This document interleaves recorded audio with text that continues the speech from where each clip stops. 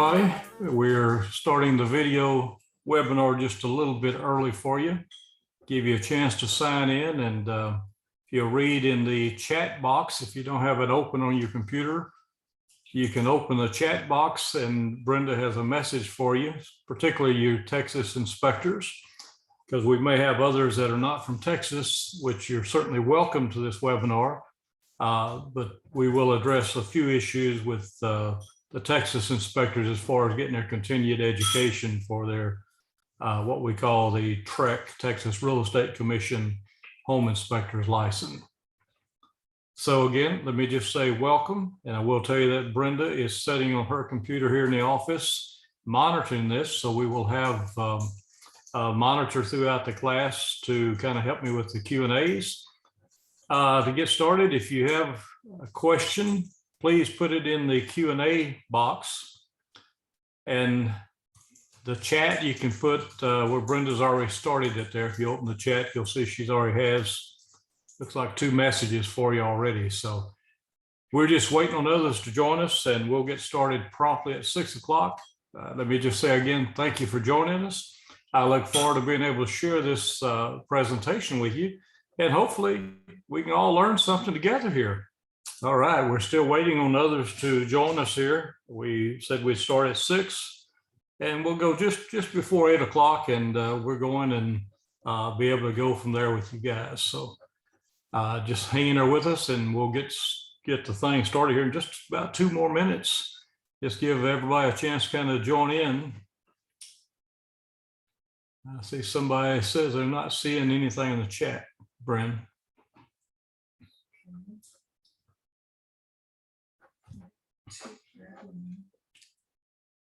And I'll let Brenda answer the chat stuff so that I can kind of keep my mind on the presentation tonight. Don't forget where I'm going. But your questions, make sure you put your questions in the Q&A box.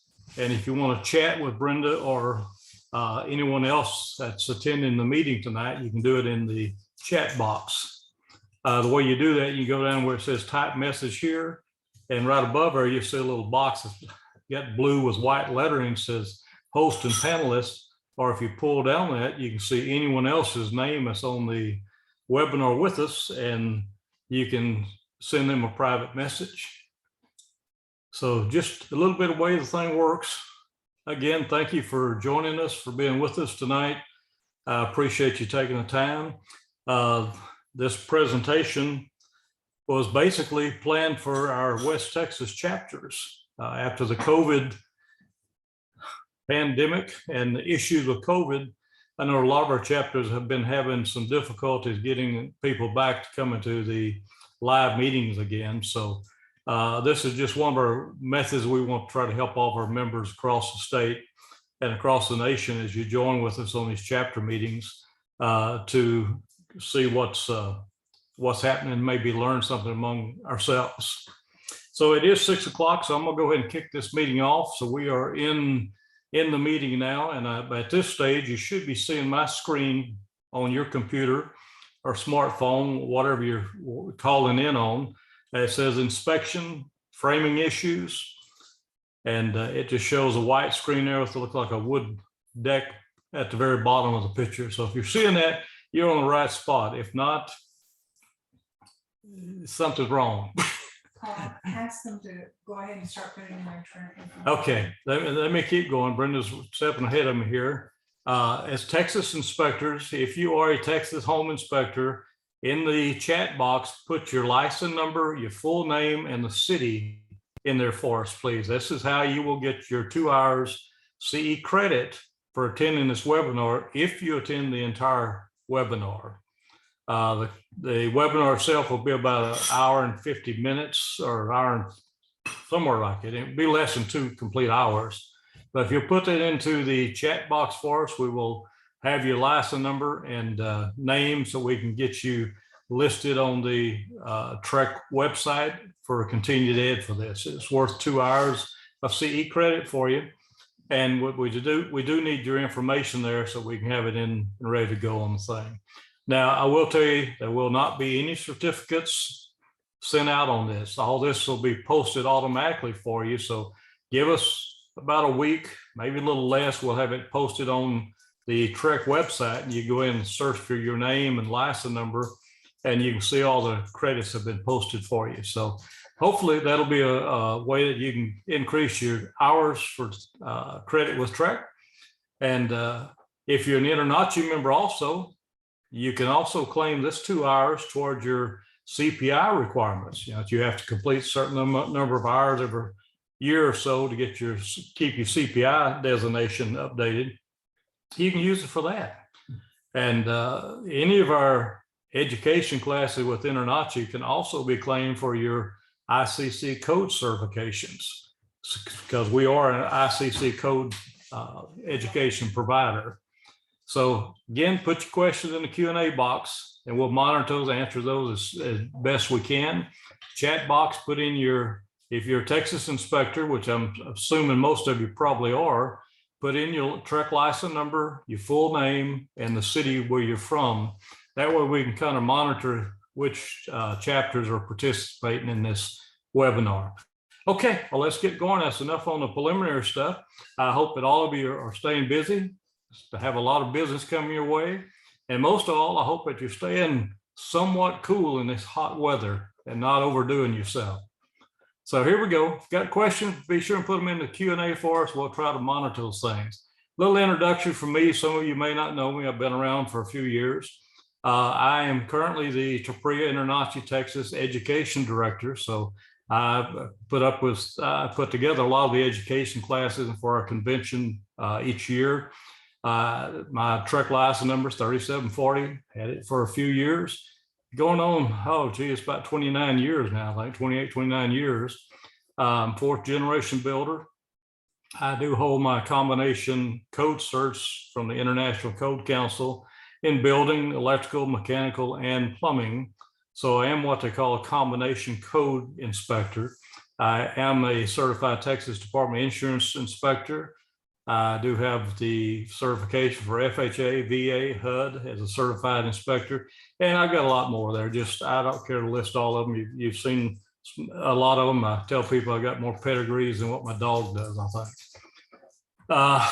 You say, does that help you? I promise you those certifications do help you, and it would be advantageous for you to look at it. Let's look at what your qualifications are to inspect at a pre-drywall inspection.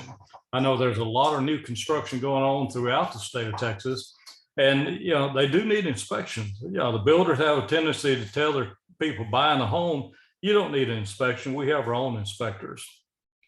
Well, if you've been around long enough, you know that inspection group that they use, they have a certain amount of items that they inspect, and that builder dictates those items to the inspectors. So if there's a consistent issue coming up that creates a problem for the builder, they just take it and scratch off their list for the inspector and say, don't look at this item anymore. We don't want you to write this on your report. So yes, they do get an inspection. However, it is a very limited inspection.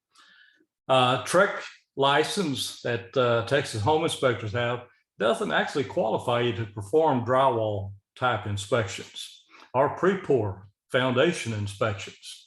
The best way that you can equip yourself for doing this type of inspection is by having some type of a construction background and having the International Code Council certifications.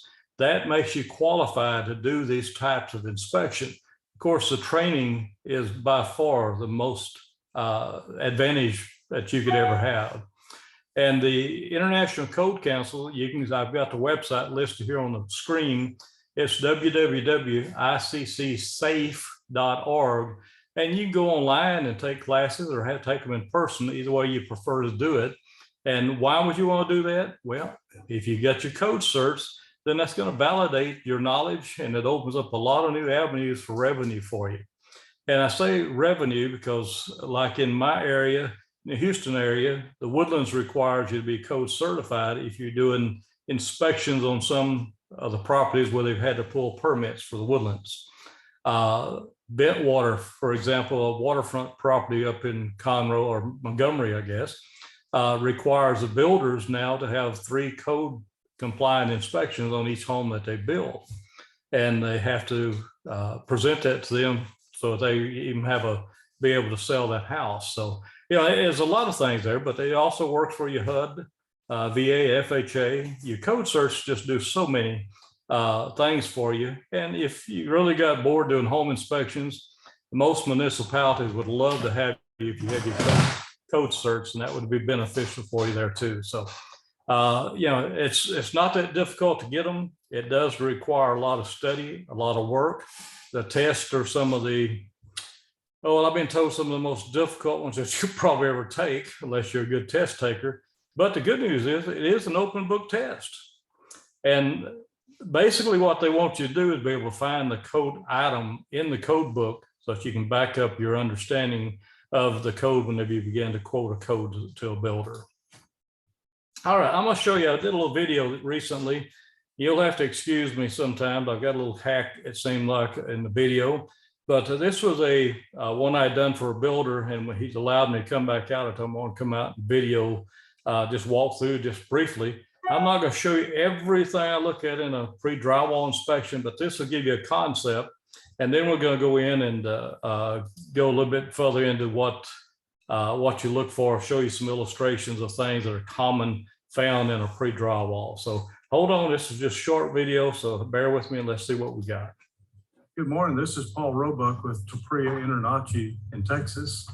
And this morning we're going to walk and do a preliminary sampling of what a pre-drywall inspection is. So bear with me, we're going to get going here and see what we can accomplish on this pre-drywall inspection.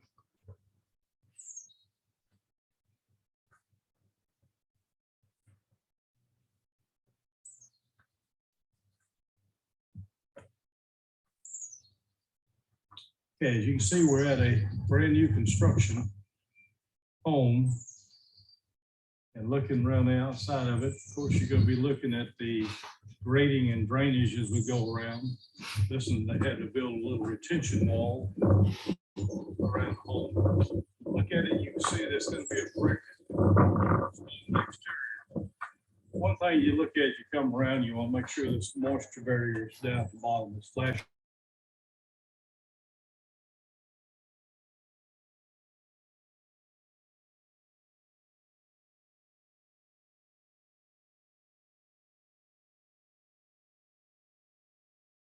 The windows, you want to look for the window flashing.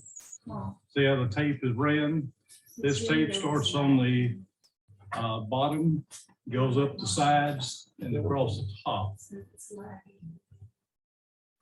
And that's pretty much, you're going to look the same thing as you walk around at them.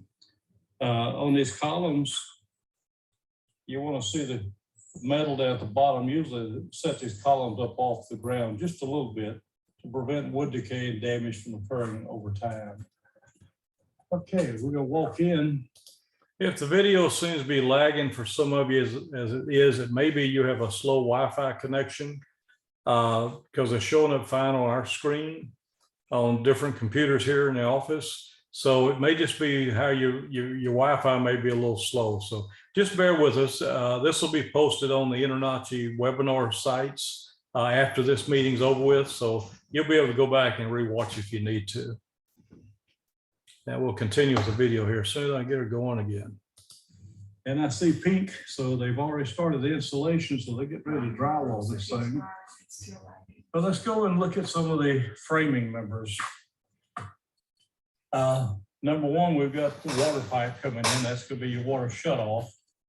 And then we've got what's called a concrete encased electrode. This metal rebar you see sticking up. I've convinced the builder not to use those. And the reason I've convinced them not to use that, it's in the National Electric Code as a code item, but the code says you can either have a concrete encased electrode or 2 ground rods outside that this builder is going to use, because I have written him up on it several times. The other issue is, while this is in a code for a concrete encased electrode, if you look closely, you can see this rebar is rusty. That's because it's not an approved type of ground conductor.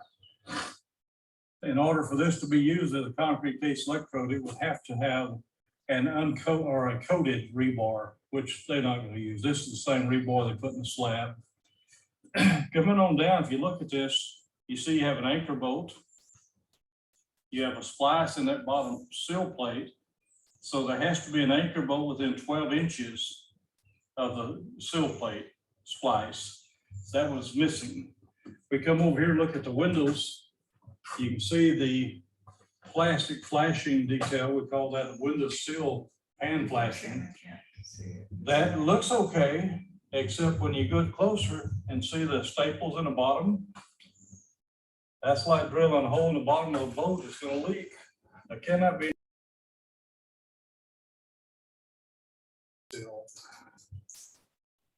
Coming on down, we'd be looking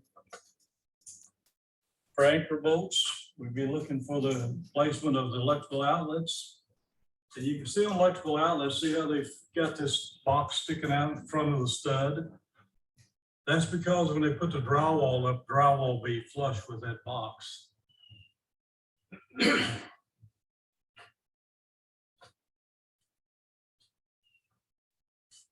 Now you can see they've got the attic pull down stairs opening here. You notice they put the joist hangers on it, and that's required. They need to have it on it. This other joist had to have a joist hanger. You can see they put joist hangers on all these, and that's exactly done right. Now the other thing you want to look for is like in this garage with the overhead door, this span of a garage overhead opening has to have some heavy beams to it. They built their own beam here, it looks like, but you see the studs coming down to the ground. So they've carried this thing and made a continuous load path on it. So that's good. All right, let's walk inside. May have to put a flashlight in on some of this stuff to see where we're going to go on it, but here's your dryer exhaust. You can see how they go up. And then it went out through the roof with it. You can see the roof vent up there. Then they've got the gas connection. They got the water pipe here. So everything there is looking kosher. Have an exhaust fan in the utility room. Okay, let's go on and keep walking. I'm not going to go through everything. I'm just kind of giving you a taste of what an inspection incurs. But here we're looking at water pipes. We got PEX water pipes. But your PVC drain pipes, you can see where the plate's been cut. They have to put a steel plate on top of it, nail plate. And the same thing down here. That prevents the contractors, when they put the drywall up, from penetrating these pipes, which if they penetrate the pipe, you may not see the leak immediately, but eventually you're going to see the leak. And that stage is going to really be a nightmare. When there's gas in the house, they'll always have a gas valve connected with a gauge to it. This one looks like they've already tested it, but there's no pressure to it right now. So that could indicate that it's either has a leak in the gas line or that they've already tested it, just forgot to take the valve off. You can see the kitchen island, drain pipes, water pipes, conduit for the wiring. And if you look across the room, you can see all the I-beam joists. They got them bridged, keep them from twisting. And down the ends like this, when you've got a beam coming across, as you see here where my light is, all that has to have joist hangers. They have put the joist hangers in there, so they have completed that. Now at this stage, coming back along the back, I can't see if there's anchor bolts installed there because they're covering off with insulation at this stage. This is how the bats, baffles, or little black things up by the decking. That's to prevent this insulation from blocking the soffit vents. That's something you should see. It's usually installed when the insulation is. And you can see they've got the wall insulation and these attic sections here done. The rest of it's probably blown in insulation once they've completed it and moved on. You can see the framing, you can see the door header. This guy's done a real good job of heavy header because it's got the roof support and all on it. But I'm gonna walk on. We're gonna try to get through and go on. So my video won't be too long on it. I want to take you, let's go upstairs. I mean, you kind of should have the concept of what we're looking at on this. This is the fireplace system. He puts in a little electric fireplace that really looks good, built-in glass, no flue pipes needed or chimney flue for that one. You can see he's done a good job on all the joist hangers on the thing. Okay, let's walk upstairs.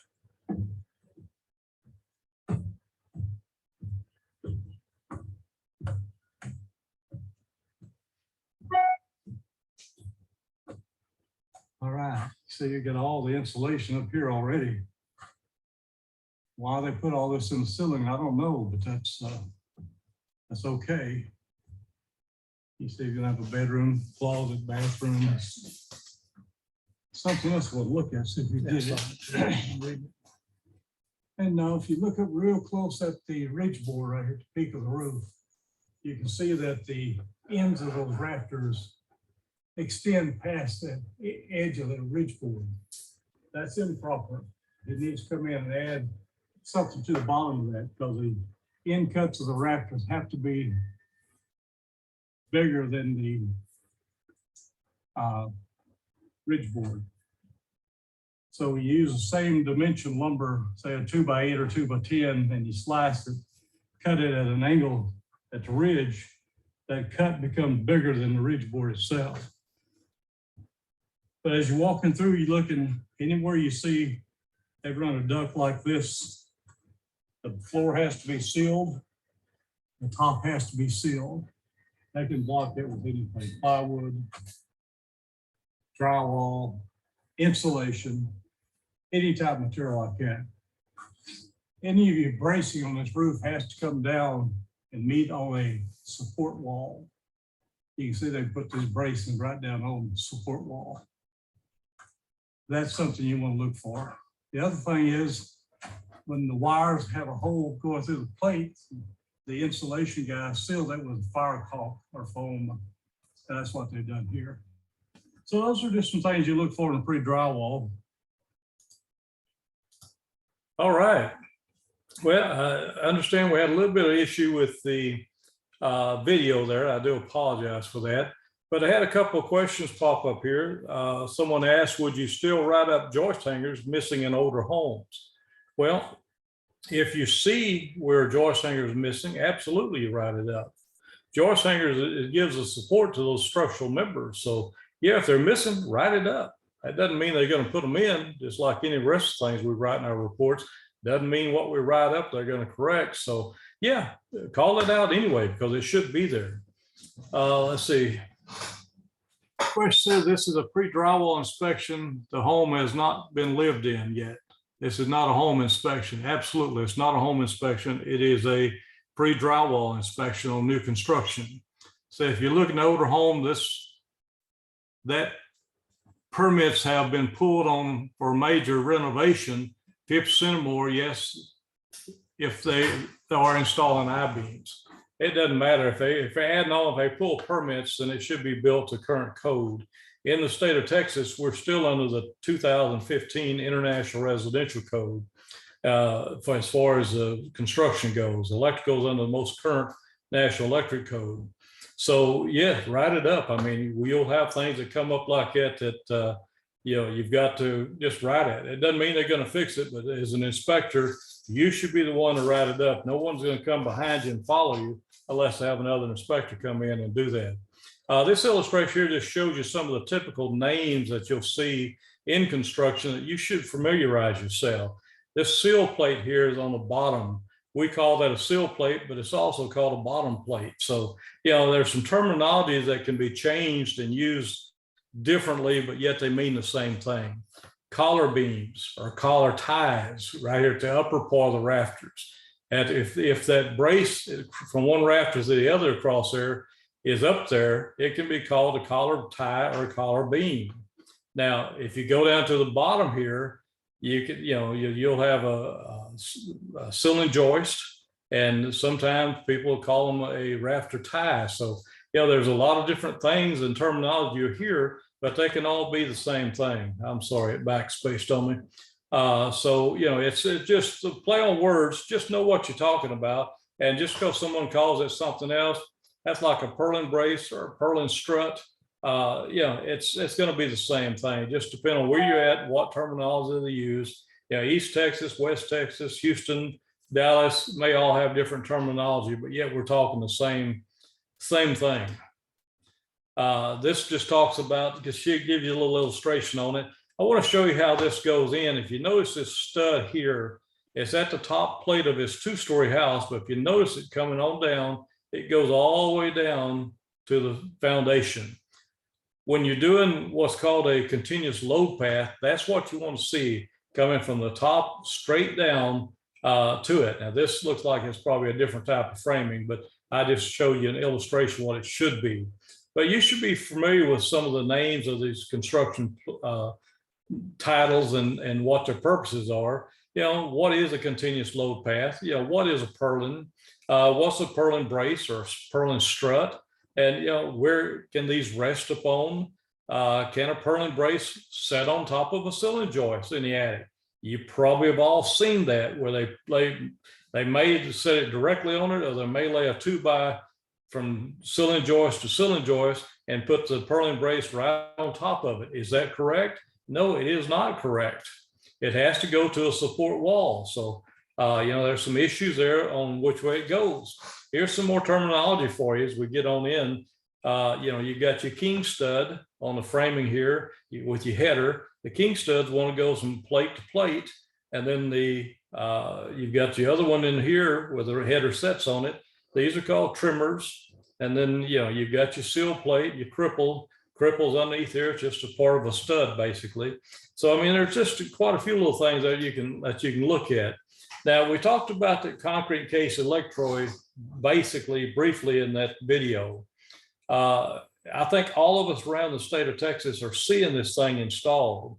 I know Wayne Rogers, when he taught electrical classes for us for years now, he told us to write this thing up because the lightning could strike it and cause the foundation to explode or people to get injured that's in the house. Well, while that may still be true, builders really have fought back with us against that big time, and they tell us, no, it's in the code. We're gonna just use it, and they're absolutely right. It is in the code. The concrete case electrode is in the National Electric Code and in the IRC code under the electrical section. However, if you read the National Electric Code, get down into the nitty-gritty of it now, there is a section that says that piece of rebar has to be a coated piece of rebar. Well, I've yet to ever see one that's coated, but that's what is required to be a proper grounding rod material. And every time you see one, it's going to be a regular piece of rebar that they had left over while they did the foundation, getting ready to pour the slab, and they will hook to it. But if you look closely at them, they all rust, and rust does not make a good ground. So this little box that you see here in this video, I'm circling with my mouse. I got that big blue arrow to it. When the drywall's up, this thing will have a blank plate, just like a light switch cover the plate. It'll be a solid plate covering that box open. And if you don't undo those 2 screws or 4 screws that's in it and look inside there, you won't know if it has a concrete case electrode or if it doesn't have. So you're going to miss that one. So if you see a blank plate, by all means, open it up and see. That would be on a finished home or say a final on a brand new construction. But if you're in the framing stage doing pre-drywall inspections, I guarantee you're going to see this. And there should be a ground wire connected to it. And my solution to these people is tell them to have the electrician take that off, disconnect it from this piece of rebar, put me 2 ground rods outside the house. The 2 ground rods are also acceptable. As you see in this illustration, they're acceptable by the National Electric Code, but it has to be certain material. You don't ever see a piece of, well, I can't say never see it. You should never see a piece of rebar driven as a ground rod. You probably will, but it's still an improper type material. So if you see that, write them up, that's improper. Okay, here's another new one for a lot of you guys that may not understand it, but air conditioner refrigerant lines. This is that black line that goes from the condenser unit outside all the way up and into the attic. Now, this line, if you're doing resale homes and in a resale home, you have the AC running, you hear something vibrating in the wall, or the pictures rattling on the wall, or you just hear a lot of noise. This is what causes that. This thing now is required to have vibration dampers installed on this line. What that does, your AC guy is going to say, well, I don't know what a vibration damper is. Well, tell him it's something that makes it stop from shaking. Sometimes you have to use a KISS technique to describe this stuff to them, but a lot of times you can take this. If it's too close to that panel outside, they may have driven holes in it. You may have a leak. So double check that and make sure you don't have nails penetrating this line as you're doing your pre-drywall inspection. But when I write it up for needing to be vibration dampers to it, they can come in, and if they take a 2x4 and lay it vertically across here with flat face facing out, several spots down, they can tighten it up so tight that will not vibrate. And I promise you, your clients will be a lot happier by not having that noise. And usually it's in the master bedroom wall, it seems like, or in the closet. And it can be quite disturbing to some people. But that's, just a quick thing to learn and try to avoid that so your clients will have a happier house to live in. This shows another one. It's straight up. They've got nothing. They don't have straps even. Sometimes they'll take these nylon bands that they use for duct work and strap it around, wrap it around, nail it between the two studs. That doesn't stop it. If you reach over and grab that, just kind of give it a good shake, then you'll know that, hey, this thing's going to make noise as coolant's blowing through through the line. So be careful on that one. Watch out. I guarantee you'll make your clients a lot happier by catching that one. Whoops. Okay, bonding.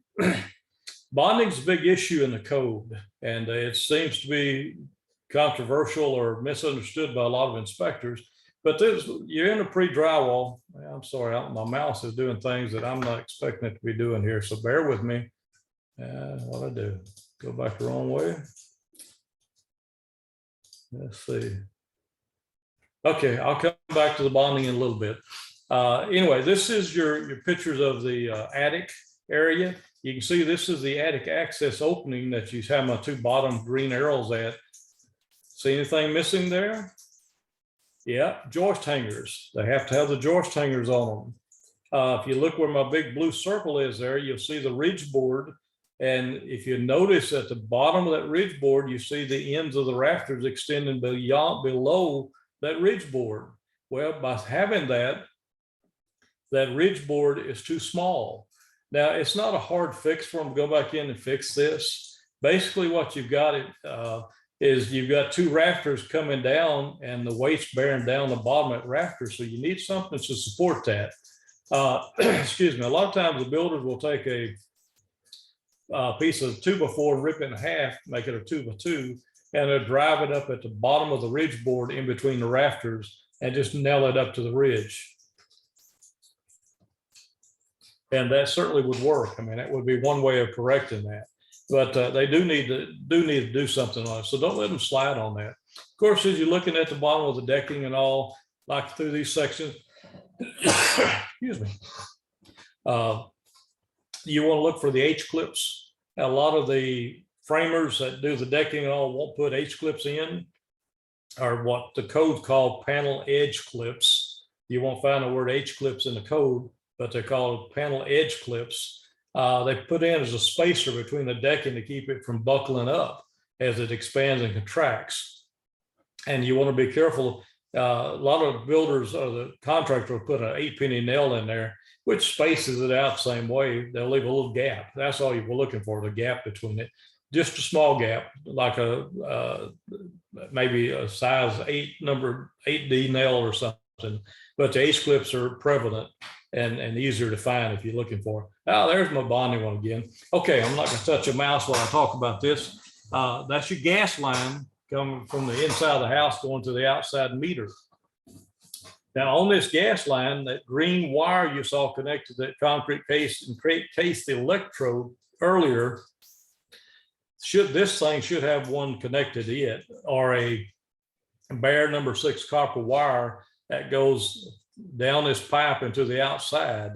You should be able to see it on the outside of the house when the house is finished with a clamp on the pipe just before it connects to the meter. And you should be able to see that. But this is what it'll look like during the pre-drywall stage. And if the wiring is in the house and you don't see a bonding wire connecting that gas line, then that's a deficiency repair item. You should write up, that builder should fix it. I've done this, I can't tell how many, I probably say hundreds of new construction where they didn't bond it. And I have to tell the builder, look, call me back. Let me get back whenever you finish it. I'll verify that you've done it right. But the copper wires are not cheap. So if electricians can get by without putting that in and nobody catch them, then it won't be bonded. So we do need to bond those gas lines. So something else to look for as you go through.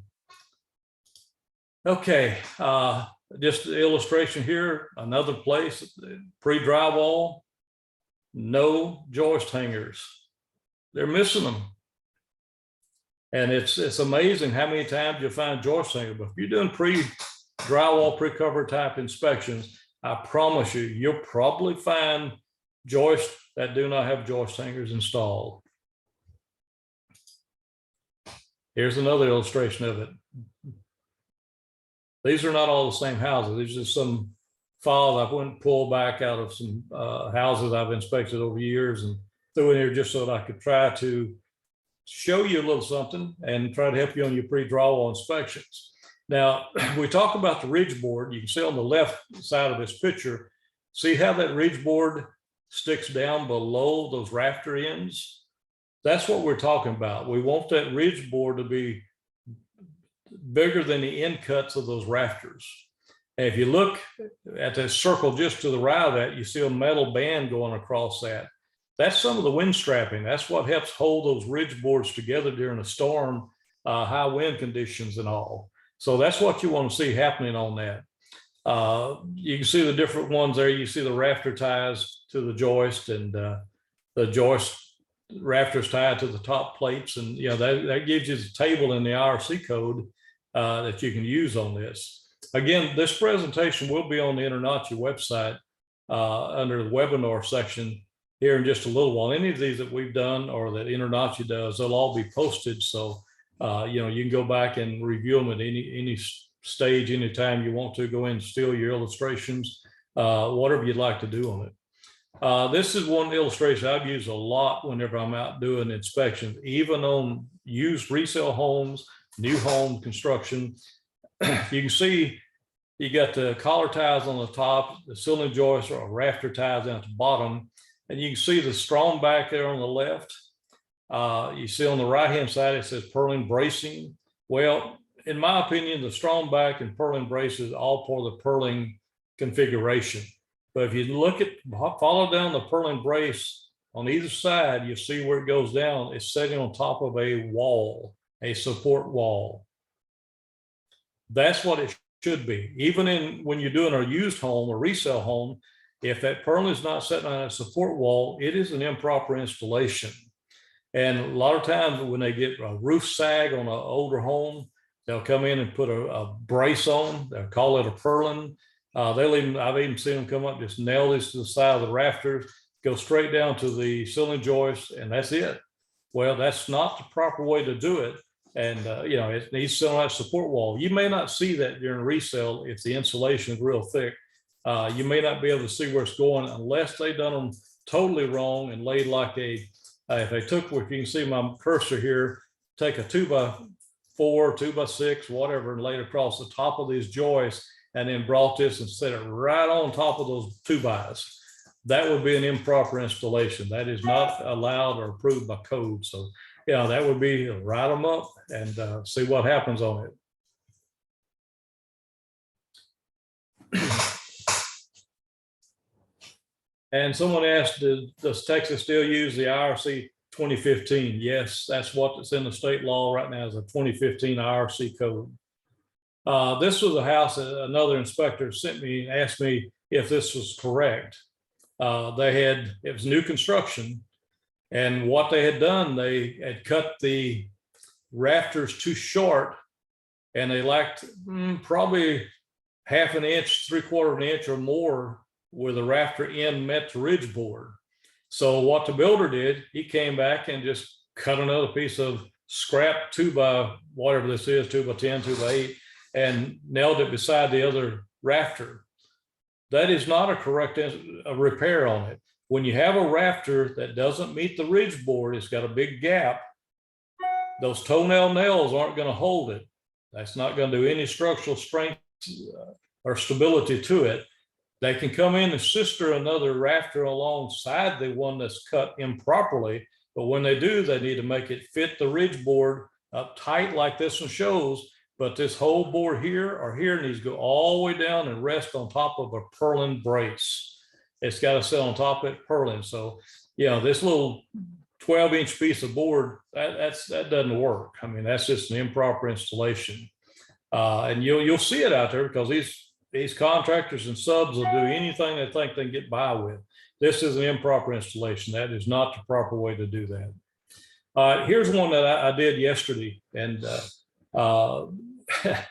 big house. It was 5,000-6,000 foot house, and this one's been going on for a while for me, and I'm just now getting to the pre-drywall stage of it. Let me just tell you that whenever I was doing inspections full time, which I'm no longer doing them full time, when I would do a new construction bid for the people, I would tell them that we need to do at least 3-phase inspections. Now, I'm telling you some trade secrets here, but most of you probably know that, but 3 phases during the construction of it. First would be the pre-pour. That means before the concrete's placed, I go out and look at the foundation, compare it to the plans that the architect or engineer has drawn up, and make sure that it's installed accordingly. And it's amazing what you can find on that. And if you had never taken any of our Post-Tension Institute classes to learn more about foundation, how to inspect those, I strongly encourage you to go to the Post-Tension Institute and take some of their classes and train how to become a certified foundation inspector. That post-tension certification gives you a lot of latitude whenever you go out doing new construction pre-pours. The other thing that I would do is it would be a pre-drywall and then a final. Those would be the 3 minimums that I would suggest that the clients hire me to do. And in doing that, I would quote them a fee for each one of those inspections as a group. If they paid me up front for all 3 inspections, then I would give them like a 10% discount. So, you know, it's you can get your money up front, you'll have 3 inspections scheduled, and you're off to the bank there. So, you know, it works out quite well like it. We've done that for quite a few years, and probably most of my new home inspections, that's the way people liked for it to be.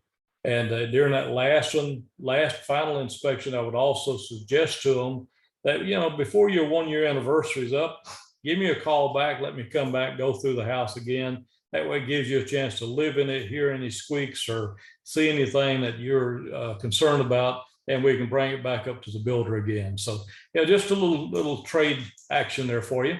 You may or may not want to do that, but that's entirely up to you. It's your business. Now, this was the house I did yesterday. The beam that you see at the bottom of the screen, or where the green arrow is, actually is about 20 feet long, maybe even longer than that. I'm just guesstimating here looking at the picture. But it joined another big beam that went all the way across the family room area. But if you notice there on the right, they have those eye joists sitting on this one attached with joist hangers. You have probably every 16 inches of that 20-foot beam, you had an eye joist. You had a second story floor on top of this and had the weights of the roof coming down on it. Well, that beam, if you notice, look how they had it attached there. They toe-nailed the nails into the big beam and think that that was going to hold it. Well, at the bottom of it, they had a couple of 2x6s nailed to the bottom of those beams, and maybe they thought that would hold it up, but that has no structural integrity at all. So I told the builder that he needed to rip off those bottom 2x6s on the bottom of that beam, get me a supersized joist hanger and attach it properly, make those 2 beams sister together with that joist hanger. then I would be a happy camper and put those two 2x6s back up there afterwards. But this was one that was easy to miss if you wasn't looking. And I'm sure the contractor on this, because the framing looked good on this particular home, but the contractor probably meant to go back with a bigger joist hanger, just didn't have it at the time, and absolutely just forgot to go back because everything else looked really good in this house. So just got to look close and be careful what you're doing. Don't get in a hurry. Just go on and report what you find. Now, this is one that we find a lot of times, not only on new construction, but on resale homes in particular. If you look up here where my cursor is across top of this window, that's the Z flashing or cap flash you see here. See, it stopped right here at the window. What they done, what the builder did was come in and put this cap flashing at the top of this window. Well, that's not where it goes. It goes on the top of this board up here. It goes all the way to the edge here, all the way to the other side of that. This right here is an improper way. Now, if they want to run it, I've seen them run it all the way through here, all the way through here on both ends, and then put one on top. I'm okay with that. That's kind of an overkill, but yeah, I'll accept that one personally. But let's see what James Hardy says. This looks like it's a Hardy material, James Hardy product. So let's see. Here's their illustration of it.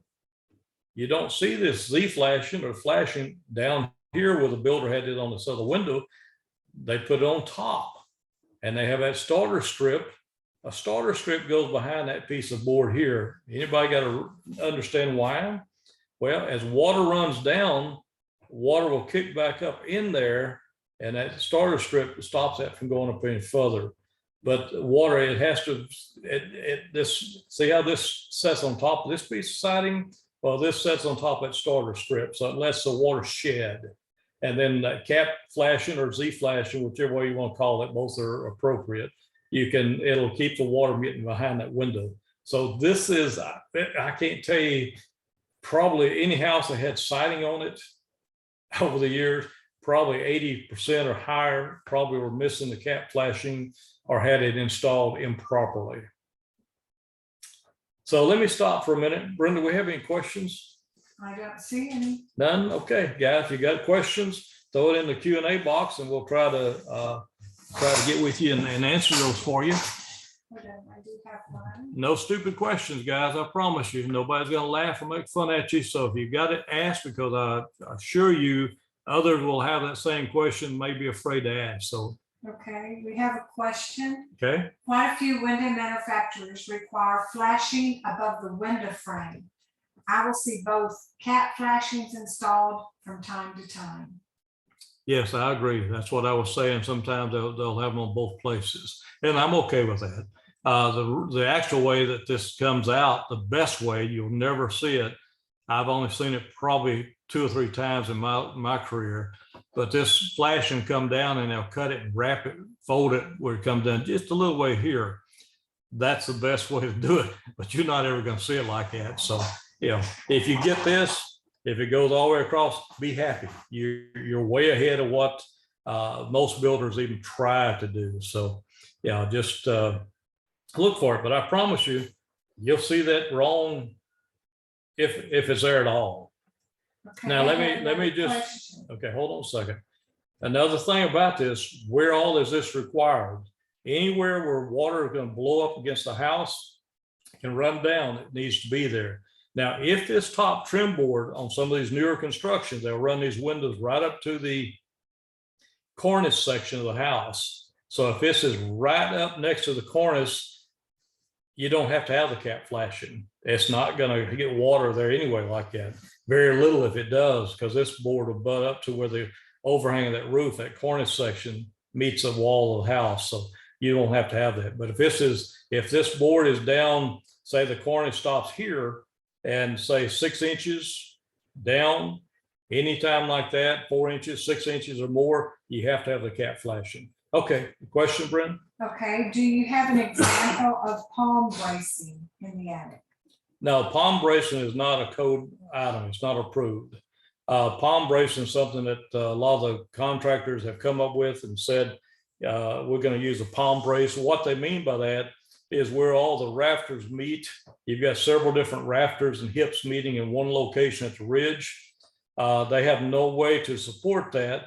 So what they do, they take a couple of different types, sizes of 2-bys and stack them up on each other, trying to catch the end of all those different rafters coming up at that peak, and then come with a brace off of it. It works. I mean, it's better than nothing, but that's not something that's approved by code.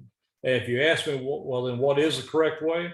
I have to tell you, if I were still in the building business and framing, I would do the palm brace as you're talking about. But to me, that's probably the only way that I can see it can work out. That answer the question, Brenda? It does. Okay, good question. All right, now many of you have seen where you have a siding on the second story of a house and the bottom floor has bricks. Well, if you have siding up here and these bricks extend out past the siding, in other words, you got, you know, that gap there from the wall back here, and the bricks extend out, and the siding's behind where the brick ledge is, that has to have a flashing detail on it. This flashing is more like the Z flashing, goes beneath the siding, overlaps the top of the bricks and overlaps the front of the bricks. That prevents that water. It gives it a watershed. It comes down and runs off. If you don't have this flashing, bricks are not waterproof, and water's going to get behind those bricks in a big way because it's not going to be sealed. Caulking's not going to stop that one. So look for that. I had a house a few years back that I did that had, it was a big 2-story house, had a gable end on the family room section, which had a 2-story wall in the family room, up to a gable ceiling in the family room and on the outside of the house. Well, they brought the brick up all the way up that 2-story, up in that gable, and went above the roof level by about 2 feet. This was a multi-million-dollar home. The clients hired me for the final inspection on it, and I go out and I start looking at the family room wall, and I have water stains running down. This is on the inside of the wall. I have water stains, and it's going all the way up to the top of the roof. And as I go outside and start looking, trying to figure out, well, what's going on? Well, I've got bricks going all the way up, and the top of that's probably 15 inches wide as far as the brick wall goes. And there was no flashing on top of those bricks. And even though it was a gable section, those bricks are not waterproof. What was happening, water got in behind those bricks, into those bricks, and ran down and got into that house, and it just messed up the whole inside of the house. My clients got so upset whenever I showed it to them because they were spending big bucks for that house, and it was their dream home, and they got out and left. I thought, well, I done made them mad now, they left. I hadn't got paid yet, so I really didn't want to see them leave. But anyway, they got out, got in their car and left. In a little bit, they come back. I said, where did you guys go? Did I upset you? Oh yeah, you upset us, but it's not you that did it, the builder did. Every other house in the neighborhood, they had put the metal flashing on that I was telling them that they were missing. All the same builder, same subdivision, he had corrected it in all the other houses. Somehow this house, they missed it. So they were very upset about it. I went back to, after a little bit, a couple of months, I was in the same subdivision and went back, and sure enough, the builder had put the metal flashing on top of the bricks and corrected it like it needed to be done. So, you know, you have to look for that stuff. It may seem okay on your bright, sunshiny, hot summer day like we're in right now, but if we get some of those winds and rains and bad weather that we get around the state, that'll show itself. You don't want to be the one that missed it, because they're paying you to be the professional inspector and to protect them against the builder. So be careful. Here's another one that we see all the time that's not installed: kick-out flashing. Kick-out flashing, you come down a side wall. If that wall continues and that edge here, the roof turns here, you have to have kick-out flashing. This piece of kick-out flashing right here kicks that water away from that wall is what it's doing. Otherwise, you'll get water coming down that wall, and you see the wall stained. Older homes that'll be stained big time. New ones not so bad because they hadn't took effect yet.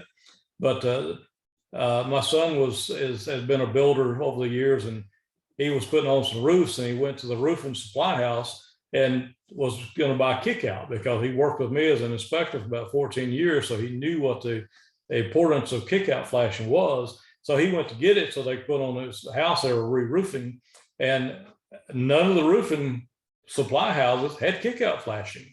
So, you know, it's out there, but sometimes you got to look for it. So some of the builders don't know what it is. A lot of the roofers don't care. You know, they're going to get paid whether they put a piece of kickout on or not, but they'll have to come back and reinstall it. But that can be installed even on a resale home or a brand new roof. If they forget it, they can come back and put it on. So don't let that slide, kickout flashing. Now, here's something that's been out for a few years now, probably the last, I don't know, last 10 years of code, I'd say, in the mechanical code. This is dryer exhaust.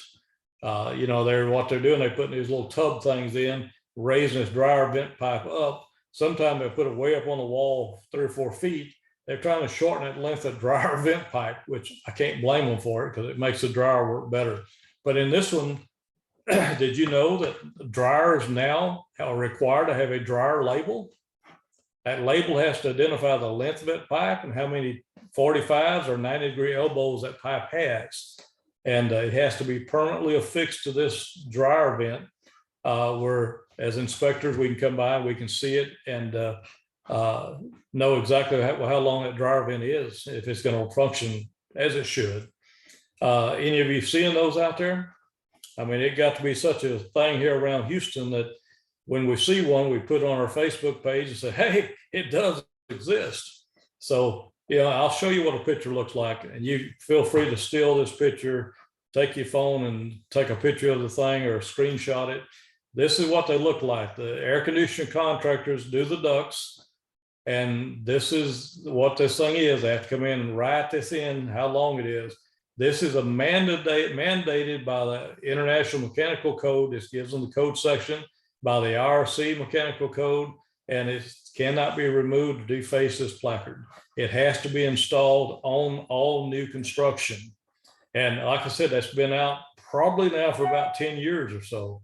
So if you're not seeing those, you're missing it, guys. Write it up. You know, what I found over my career of doing inspections is that as inspectors, we were educators for the subcontractors. These guys, they take very little continued ed. They don't keep up with the code. They just do what they want to do. And if Bubba taught them how to do it, then it's got to be right, because Bubba was a good contractor. So write these things up. If you don't see it, then write them up and put them on there. I see a question here. Quite a few window manufacturers require flashing above the window frame. We did that long ago. Oh, we already did? Okay, sorry. I thought I got one there. Brenda's still ahead of me. All right, let's see here. Where am I at? Okay, here's another picture of joist hangers missing. We've got a bunch of them missing. And, you know, it's just something that you'll see quite often. I promise you, as you look out doing these pre-cover inspections, joist hangers probably going to be on your list every time. I can tell you on my pre-drywall inspection list, on my little template I put together as a Word doc, I've got several things listed there. Joist hangers is one of them. It's going to be missing. I put the code in as a reference for the joist hangers. Anchor bolts will be another one. Nail plate protections will be another one. There's just so many. That concrete encased electrode, I see it so often, it's in there. So a lot of this thing, once you've done enough of these, it's just like doing home inspections. Some of it becomes redundant. You see it over and over and over and over again. So, you know, it's just, you'll see them. So just get used to looking for them. The pre-drywall inspections, you know, only bad thing about it is you don't have any air conditioning. And in these hot days, it gets to be bad. I have 2 questions from the prior slide. One is, so the dryer vent label has to state how many 45s and 90s are in the line. It will state how many feet. That label, let me go back to it. That label that you saw there will actually just show the length, the total length. Says the net equivalent length of dryer duct from this location, blank feet. Now the contractor is supposed to take in these codes. If you look them up, tells you, and this has been a code for as long as I can remember, for every 45-degree elbow, we deduct 2.5 feet from that dryer duct length. And if it's a 90-degree, deduct 5 feet. So if your dryer duct length can be, let's just say the old standard was 20 feet, If for every 45, you take off 2.5 and 5 feet for the 90. So it, you know, just depends, but that he's supposed to calculate that out and put in what the actual feet with those exclusions or deductions are in this label. So you won't have that, because once the wall's covered up, you can't tell how many elbows it has, if they're 90s or 45s or what. I've seen some that look like they follow the snake, making curves around this and that and yonder. And by the time they get through, they got more elbows than they got pipe, and that dryer is never going to work right.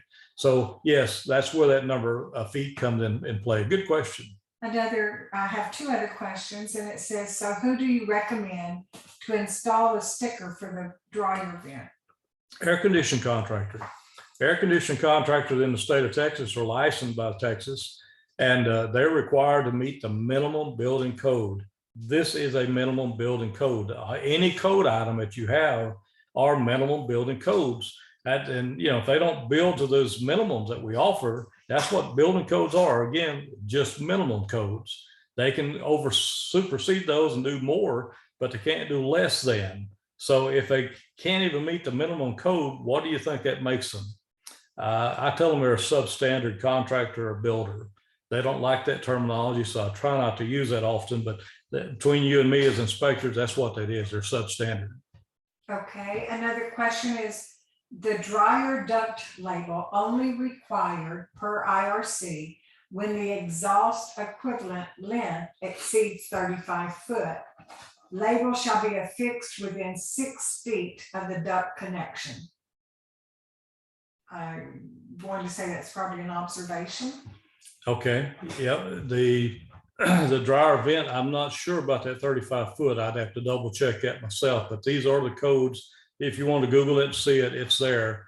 The 35 foot length, I want to think that's probably just a straight piece of pipe, which, yeah, most dryers today make and blow it out. I know they've come out with some that says 60 feet is okay if the dryer manufacturer says it's okay, but it gets into more specifics. But this is something that if a dryer vent, in my opinion, is not short and sweet from the back of the dryer to the outside wall, maybe 8-10 inches, not feet.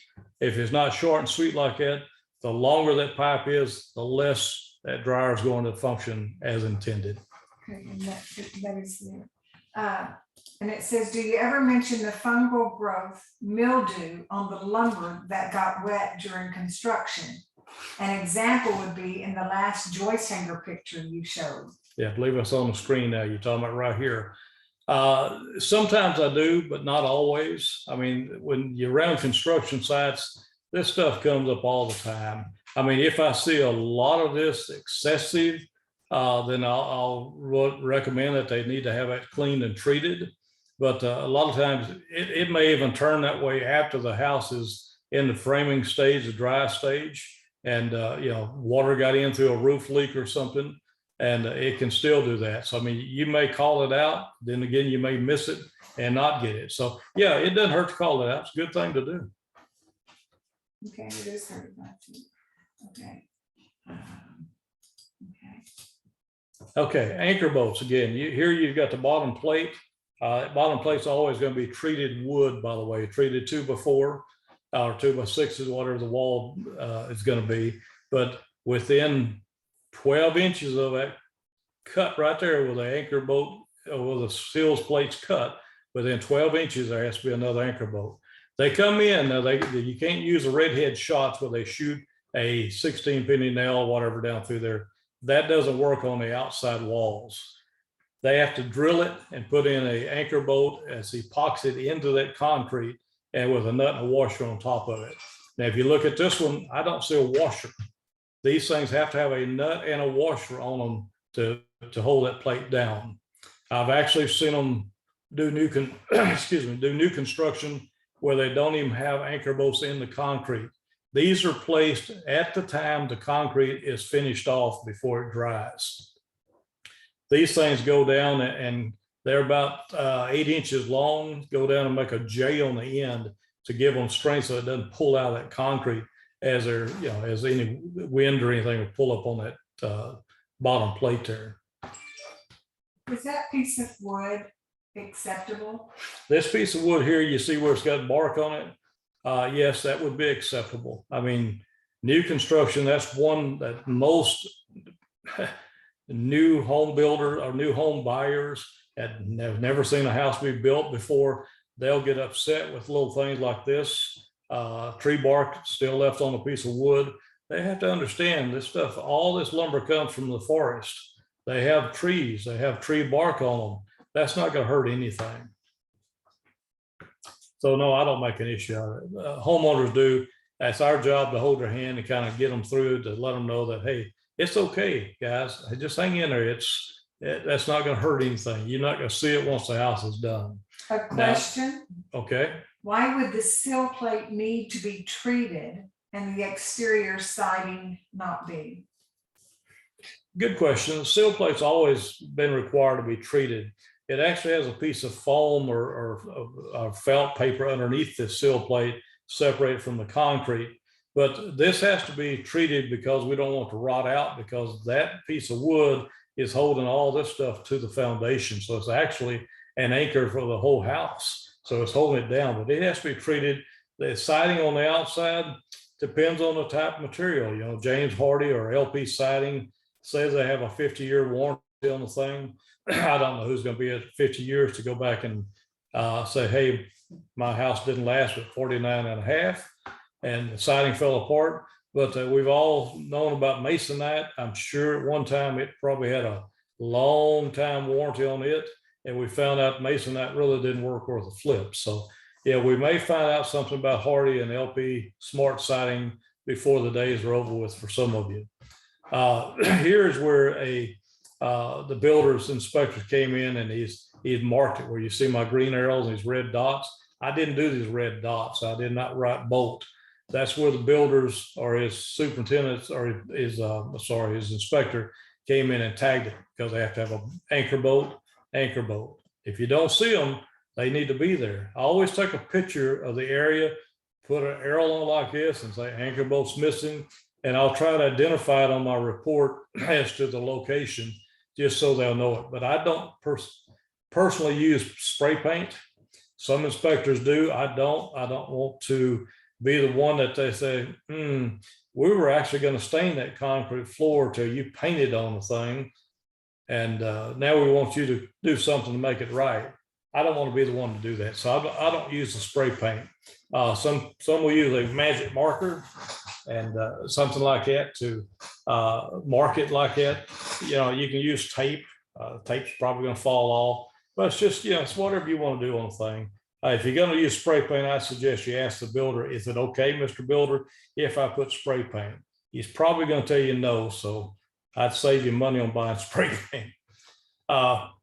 This is on the left here. I get asked all the time, I get a call, says, Paul, this house doesn't have any anchor bolts. Really?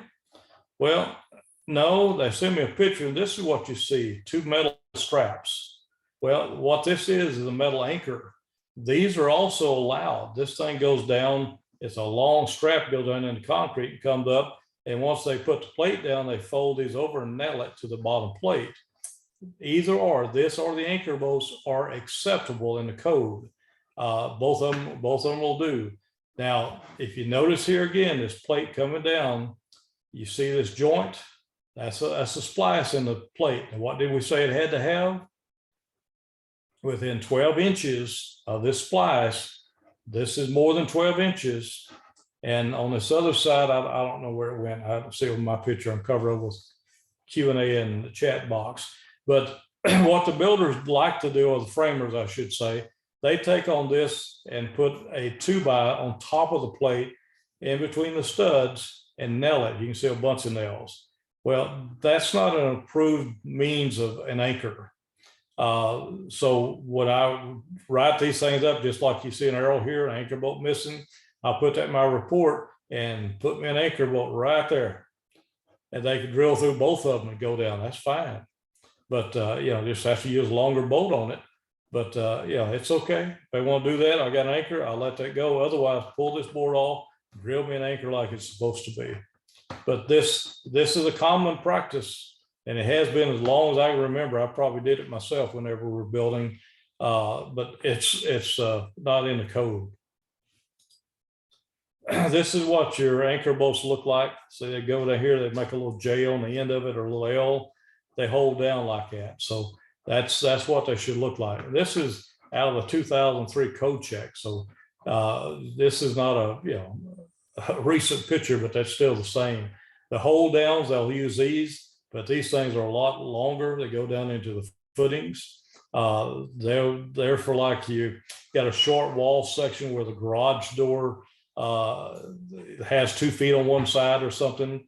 They'll anchor these things down. Depending on the high wind conditions and stuff where the house has been built, but they will go in and work on that and make it just a lot more anchored to the foundation, which is fine. Question, Okay. can they put a J bolt after the concrete is poured? No, that concrete J bolt, anchor bolts put in when the concrete's still wet. I mean, they're troweling it, making it smooth as they can, but that J bolt, they'll go in and stick it down in that wet cement and then smooth back up over it. That's why a lot of times when you're out at these job sites, if you see they have a doorway opening and you've got a J bolt sticking up right in the middle of the door, that's because the concrete guys don't measure or look at the plans to say, hey, this is where the door's going to be.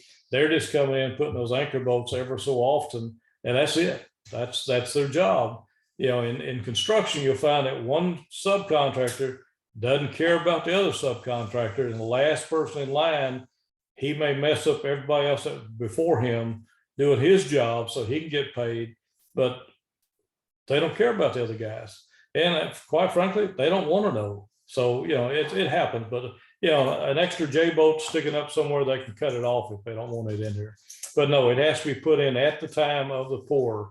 Like I said, they can come back in and drill through the plate into the concrete and with a drill bit, and then take the anchor bolt, put it down there. It won't be a J bolt like that. It'll just be a straight bolt, but they'll put it down there with epoxy and actually make it adhere to the concrete, and then put a nut and a washer on top of it. So they can come back and do them. So very, very easily to be done.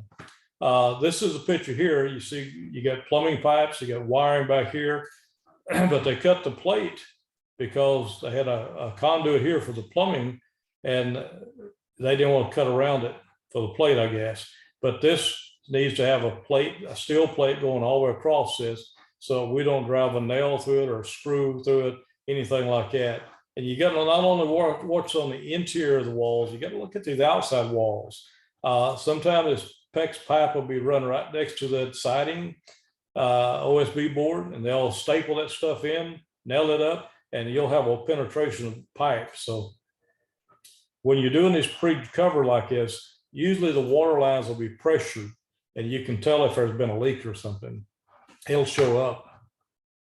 Okay, there's another question. Okay. Should the foam or plastic that goes between the sill plate and foundation be present on all or only exterior wall seals? That's a good question. Only on the exterior. Only on the exterior. Now, while you talk about that, this black that you see here, usually this is a black poly. They can use felt paper, they can use whatever. Usually the black poly is what we're finding today. I think it's just a cost feature of the material. But this is what I showed you on the outside foundation.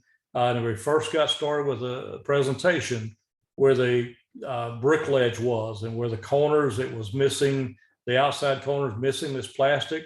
This is the plastic, goes up about 10, 12 inches on the stud, and then goes down and it rolls outward. That's where the bricks sit on top of this on the outside of the wall. So that's what separates the bricks from the concrete, because the concrete slab and the bricks or stone or whatever will expand and contract at a different ratio, and it can cause those corners to pop. That's what, a lot of times you see that corner pop, that's what's happened. You don't have the plastic underneath it. But yeah, no, it's a good question. And yeah, that's foam can go underneath here, or the felt paper, either one's fine on it. But yeah, it just goes under the outside walls.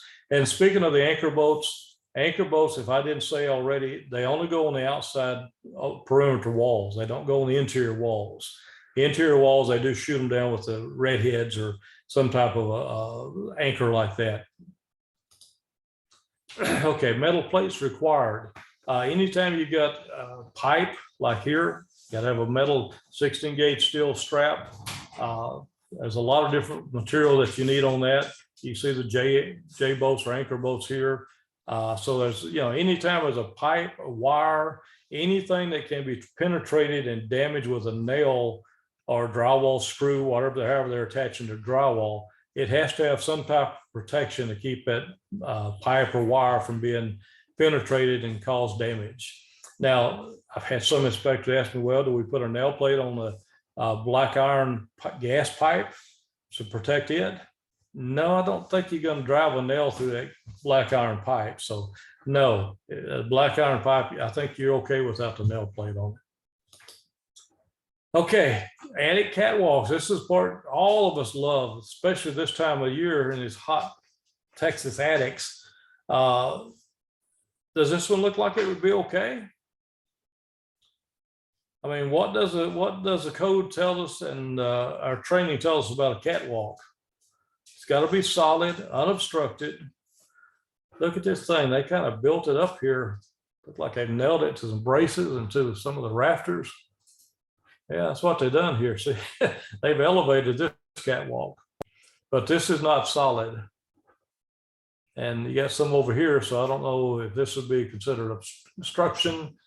I don't know where the equipment is in that particular attic, but anyway, attics are dangerous, folks. And you know, for those of you that like to crawl around like a cat in the attic just to get from the access opening to the other end to see what's there, you're taking your own life and your own financial responsibilities in your own hands, because one slip, you step through the ceiling.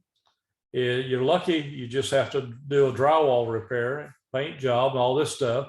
But if you fall through and break a leg, arm, or your back, or worse, then it could end your career as an inspector, plus jeopardize your family's finances. So I encourage you to please be careful. The Texas regulations only require you to walk on a safe walkway. You don't have to get around the whole attic. Get you a good bright flashlight, shine it back in there, see the best you can, and let it go from there. I mean, just tell them I cannot see all your attic. That's all that trick requires. If you can't see all of it, you have to describe what you can't see also. This talks about the headrooms, dictates the distance from the access opening to the appliance. The day there has to be a light up there, you need to have a cover similar to what this is on it, showing what's up there. The other thing, there's got to be a light switch that's at the top or before you enter the attic. You don't want to have to walk into the attic and start looking for a light switch. You should be able to turn it on before you actually enter the attic space.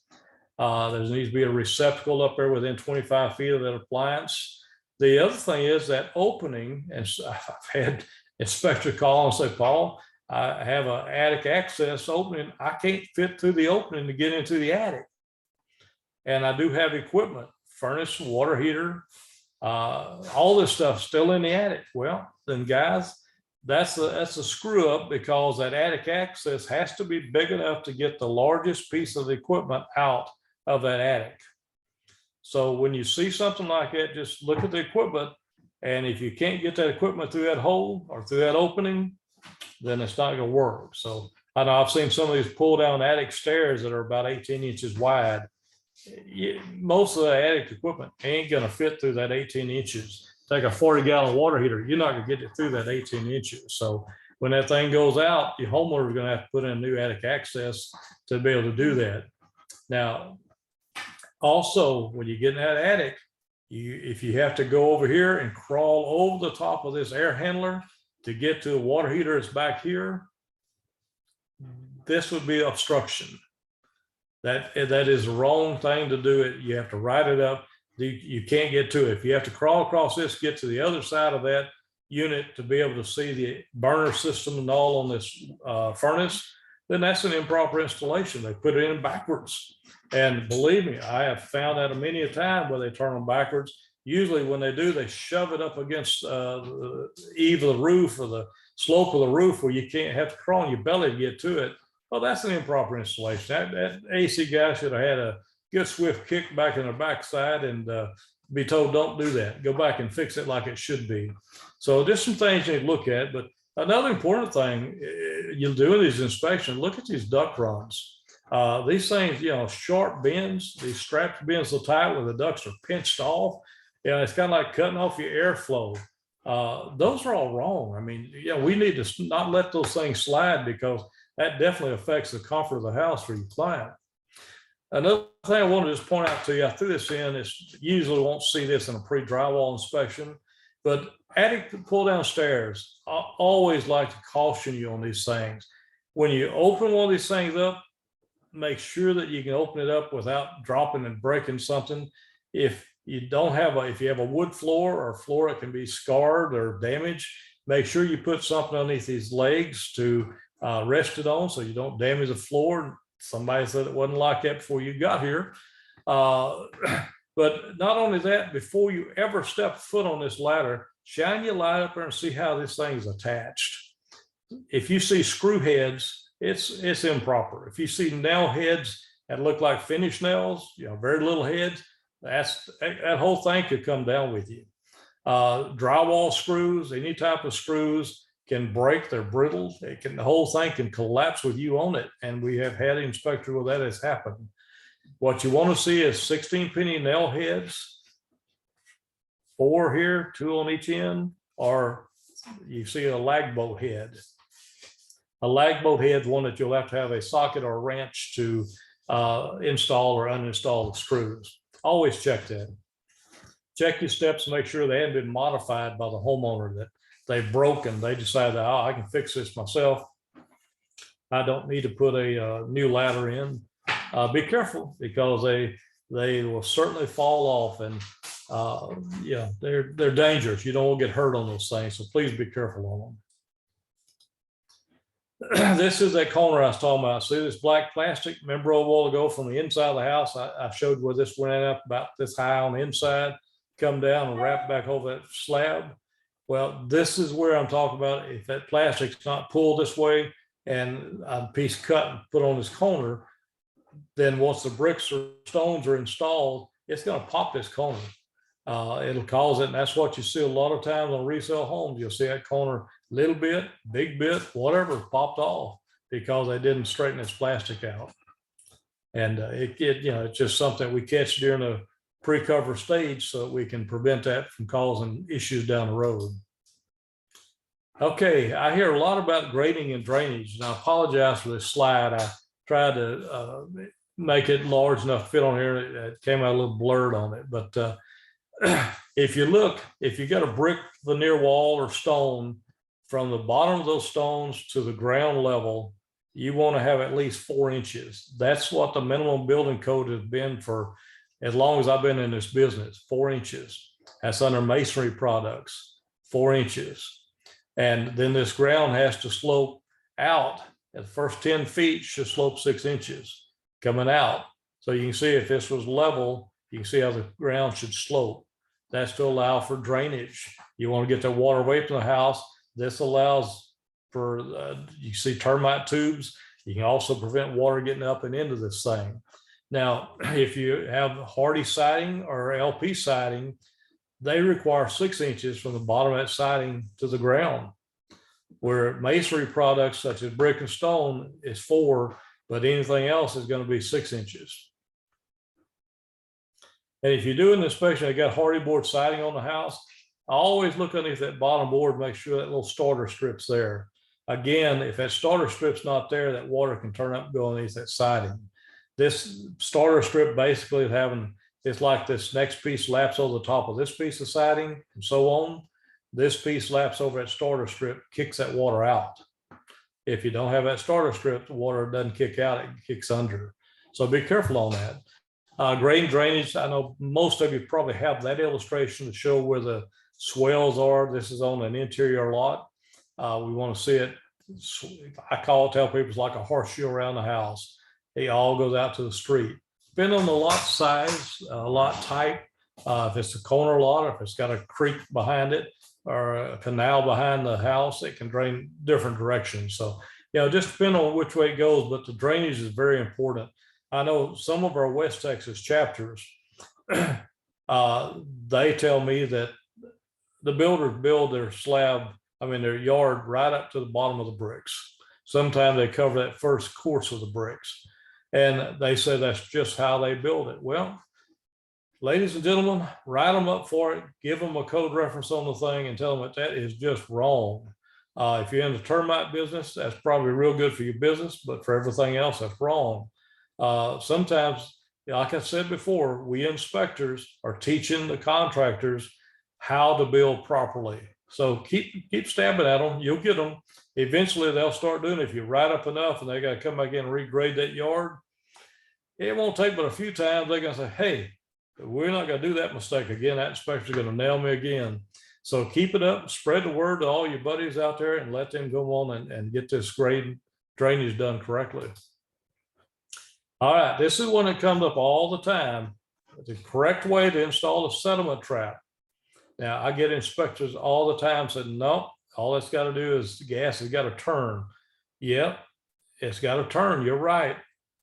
That's what the code says, got to turn. But I challenge you to pull me up any of the model building code, International Plumbing Code, International Residential Code, International Gas Code, any of them. And this same illustration, you're going to see this illustration in every one of the codes, how this. We call this section right here at the bottom where it says nipple and end cap, that section there is called a sediment trap. What makes it a sediment trap is as gas supply feeds down into this trap, it traps the sediment. The gas has to turn, it turns here. What happens is trash, moisture, debris is heavier than gas, so it goes this way, it goes down into that, hence sediment trap, and the gas turns. Now, I've had inspectors say we can't do that on a horizontal furnace. Yes, you can. I've had them tell me you can't put that on a tankless water heater. Yes, you can. And I've had them tell me you can't put it on generators. Yes, you can. And I've got all three of those on my house. Every one of them set just like this. Now, you'll have plumbers, master plumbers will sit and argue with you. They'll tell you, no, that's not how we do it. Well, Mr. Plumber, I hate to tell you this, but if that's not how you do it, then you probably have been doing it wrong all the time. And, sometimes, again, we have to teach the contractors the proper way of doing things. So steal this illustration, go Google it, get your own illustration of it. But this is what it should look like. And if you just stop and put a little of your own private personal thinking about it, sediment. What is sediment? Sediment is trash. We want the trash to fall down into that trap. We want to trap the sediment. And the lighter gas will turn and go the other direction. But the sediment will fall down. That's why you got the little particles in it. That's sediment falling down. Now, this little piece here called a nipple, I've seen them anywhere from 2 inches to probably 12 inches long. Is there a code for that? No, there's no restrictions on the length of this or the minimum length of that. You can use any size you want. I would say an inch or two would be sufficient, but depending on what the plumber's got on his truck, he doesn't want to put new threads on a piece of pipe to do it. So they'll put anything in there. But this cap is designed to be unscrewed periodically. And who knows what periodically means? I think it means never, from what I've always seen, and clean out the sediment, trap out that gas line. I have yet to know anyone that's even said, yeah, I cleaned that out once. Really? So, if you want something to do in your house, go clean up your sediment trap. Be a first. Okay, I have a couple of questions here. Is a sediment trap and a drip leg needed? Yes. Is there a minimum length of the trap pipe on the sediment trap? And I think you I just answered that one. And then kind of going back to the foam plastic that goes up between the sill plate and the foundation. Someone said I would also mention the exposed OSB at the base of the Tyvek. And then someone else asked, what about flashing under the siding at the slab? Well, I don't think you're going to see flashing on that because of the cost of the material. They just don't do it.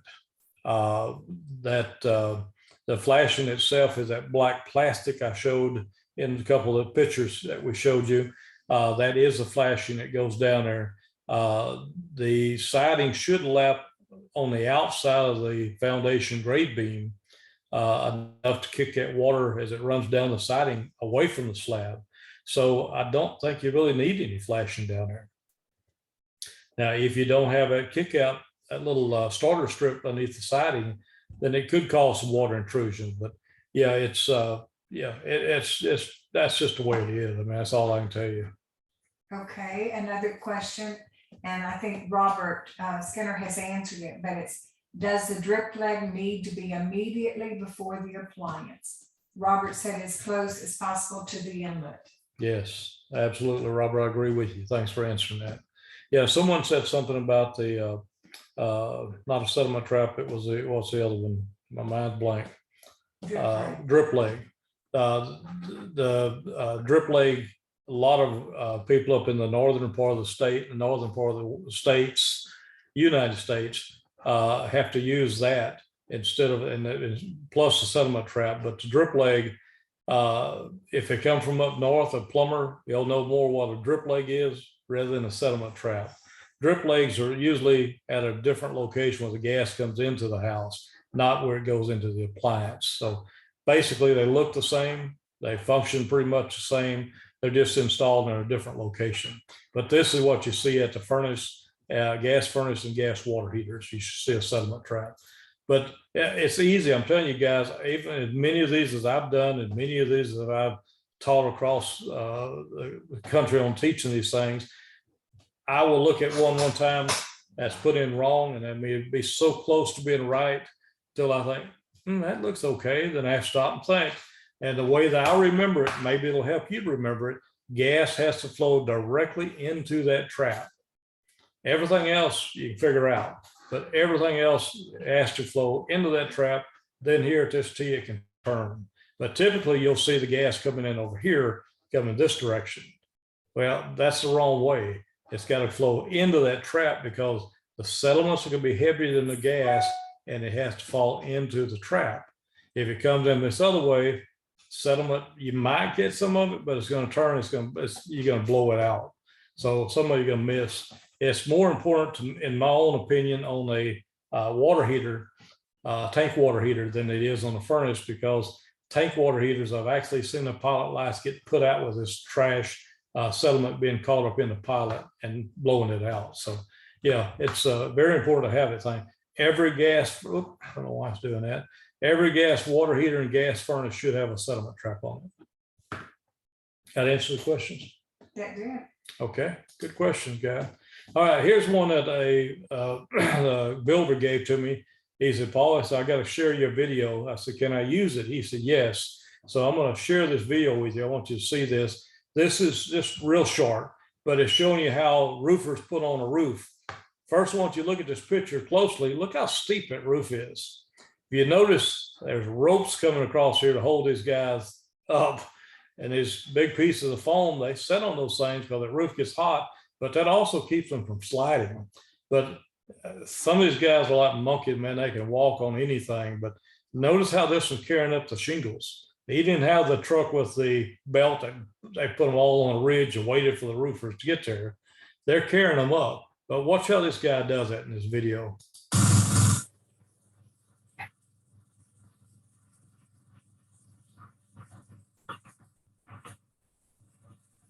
He's got the shingles on his back and he's pulling that rope.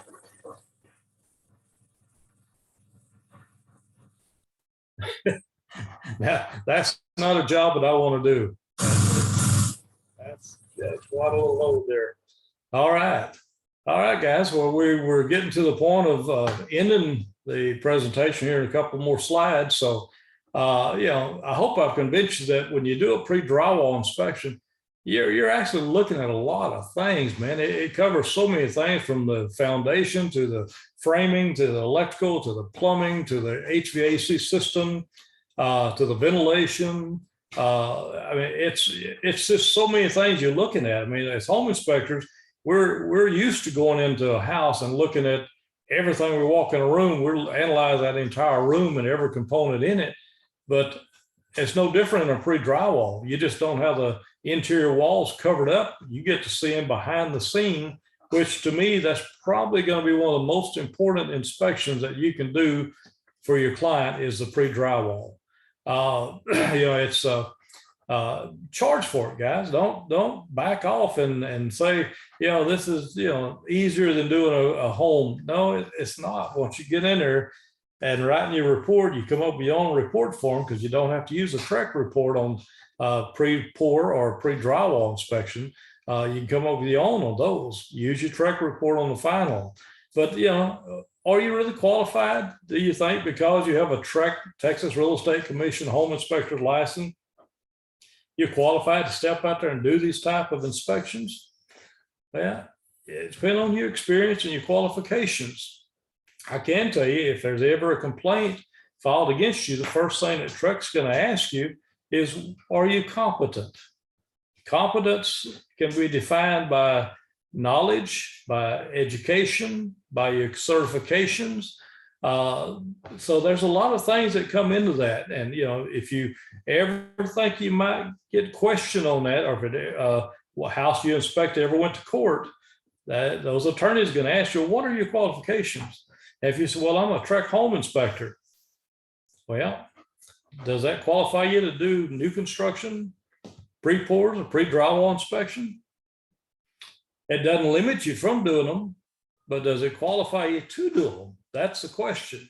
And, that'd be a question you may have to answer someday. So I encourage you to get qualified to do it. How do you do that?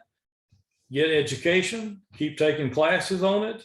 Find you a mentor that can take you out and train you in the field on how to do these things. And by the way, I am planning on trying to get together with around the state and do some half-day training classes on pre-drywall inspection. So, if you're in an area that you belong to one of the local chapters, and you have a builder that would let us come out with a group of people and spend, 3 or 4 hours at a home site going through it, then give me a call, and I've got the class approved. You can get your TREC continued 8 hours for it, and I'll come out and teach you some more one-on-one, and try to help answer those questions for you. I know it's a popular class. People have always asked for those. We did it at conferences a few times. Very well attended. I mean, one of the most attended classes we've ever done.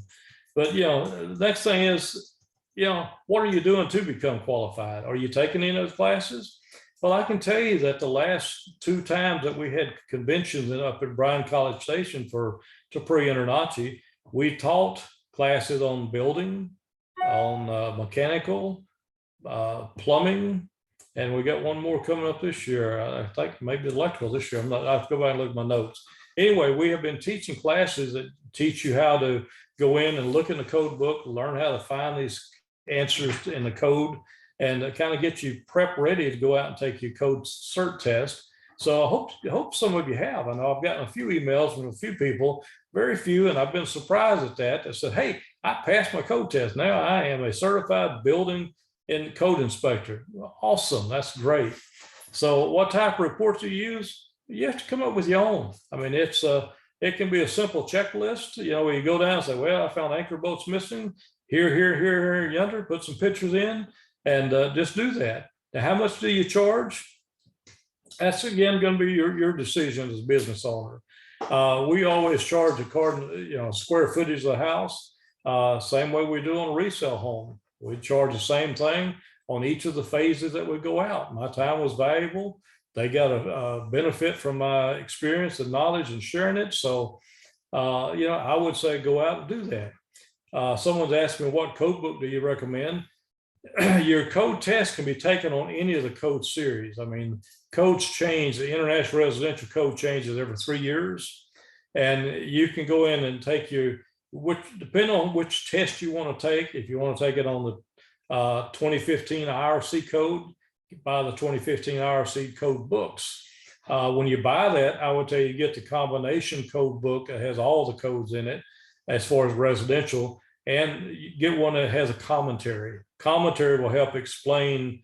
You read a code, and then the people that write the code will give you a definition of what this actually means to you. So those commentary actually help you a big way. So, you know, whenever you decide to take your test, you're gonna do it 3 years from now, you might jump up and take the 2021 code book and do that. That's what we taught the last convention in Bryan College Station, was on the 2021 IRC. So, yeah, it's up to you. I would say go with the newest one, because each year there's a few changes. They may relocate a code here, there, and yonder, may read identical to what it did the previous years, but they just put it in a different location. So, yeah, what do you charge? Like I said, charge what you do on your regular home inspection. Yeah, if you charge $400 for a 2,000-foot house, charge $400 each phase inspection. So instead of making $400, you're making $1,200. So, you know, it's up to you. Just base it out, you know, whatever your market will bear you to do. So if you haven't already done so, please do it now. Texas inspectors, put your license number, your full name, and your city in the chat box. If you've already done this, you don't need to do it a second time. But if you haven't done it, if you joined us a little late or something, be sure you put in now. But as I said, there won't be certificates issued for this class, but you will be able to go into the TREC website here in just probably a week time and look and verify that this class was posted for your continued ed hours. So let me just say thank you for attending the class with us. I appreciate all your time and effort. And my contact information, you can email me. Just the simplest one is just paul@internachi.org. And I will get your email, and I'll be glad to answer questions for you, help you guys and gals any way I can. As always, it's a pleasure to have you with us tonight. Take care, God bless, and we'll see you again soon.